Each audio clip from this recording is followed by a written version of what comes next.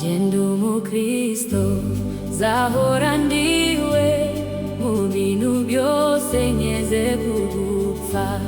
Jendumu Kristo, mpora mbihamya, nawe igihugu cyose cyanseka. Jendumu Kristo, wo mu mutima, kuko ubu nsigaye nkunda Kristo. Icyatumye apfa yazize jewe, nabuzwa n'iki kujya mukunda. Jendumu Kristo, ndumwimukira, ndakomeje mu rugendo rwanje. Ibyino mw'isi ndabihinyuye, sigaye nifuza ibyo mw'ijuru. Jendumu Kristo, gakondo yacu iri mw'ijuru ku Mana yacu.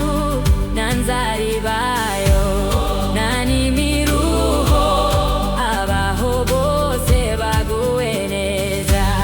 Jendumu Kristo, icyo ni ikintu gihumuriza umutima wanje, kinyibagiza n'ibyago byose, kumva nduhuwe n'Umwami Yesu. Jendumu Kristo, uko ndi kose, maze ninumirwa ngiye gupfa. Nzagira ibyishimo bitavugwa, zabona ihirwe ngiye mw'ijuru.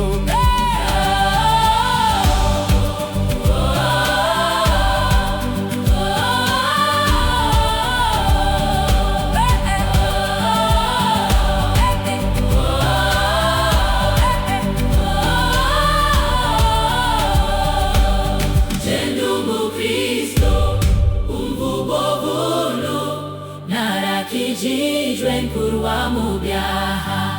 Jendumu Kristo, naho naterwa n'ibyago nkaba no ku rugamba. Jendumu Kristo, ndumutabazi, munamara ndasana n'ibyaha. Mfite umugaba n'Umwami Yesu, nituba hamwe nzahoranesha.